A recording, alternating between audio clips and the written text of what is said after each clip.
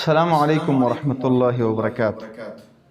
په دې ورځو کې چې کوم مسلمانانو ورونه زمونږ په چکرو باندې ځي د تفریح دپاره د سیاحت دپاره نور علاقو ته ځي، هغې ته یو لنډ غوندې پیغام هغه دا دی چې پرون ورځ د کابل نه راغلي میلمانه کونړ ولایت ته سیند ته کوز شوي دي او د اوبو ښکار شو.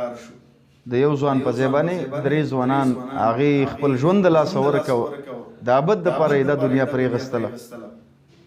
الان کې که موږ او تاسې چېرته فکر وکړو کومې علاقې ته ځو، کوم ځای ته ځو او موږ د هغه ځای یو رهبر د ځان سره واخلو، که دا د محمد رسول الله صلی الله علیه وسلم طریقه وه. کله چې په هجرت باندې ته د ځان سره رهبر اخیستلی او لارې ورته ښودله، که چېرته موږ او تاسې ځان سره یو لارښودونکی واخلو، داسې یو څوک واخلو چې د علاقې کس وي، د اوبو معلوماتو ته د سړک معلوماتو ته د هغه ځای د اصولو معلومات وي، موږ او تاسې په مشکلاتو کې نه واقع کېږو، ژوند به د لاسه نه ورکوو.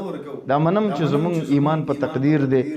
دغه درې ځوانانو ورونو ته الله رب العالمین دا لیکلی و، الله دې ورته مغفرت نصیب کړي. خو لیکن دین اسلام د تقدیر سره یو شی بل هم ذکر کړی چې هغې ته تدبیر ویلی کېږي.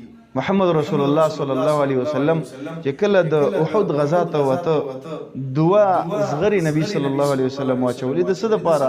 دپاره د دې چې د دشمن غش د هغه توره د هغې ګزار د محمد رسول الله صلی الله علیه وسلم په بدن باندې ونه لګېږي.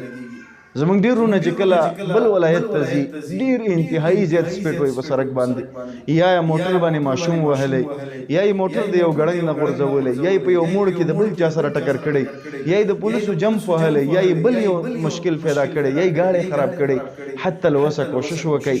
وسطیت زمونږ په اسلام کې ډېر مهم شی دی. درمیانه لاړ شئ. روډونو باندې کله چې کومې علاقې ته ځئ، دغه علاقې د خلکو نه یو کس د ځان سره واخلئ، د هغه په تعارف باندې لاړ شئ. په سفر کې منکرات ګناهونه مه کوئ، منځونه پابندي کوئ، سندرې موسیقۍ نه د دې نه ځان وساتئ. الله رب العالمین دې دغه درې ځوانانو ته مغفرت نصیب کړي. الله دې ورثه ورته صبر جمیل ورکړي او الله دې موږ او تاسې باندې نورې داسې فیښې نه راولي. السلام علیکم ورحمت الله وبرکاته.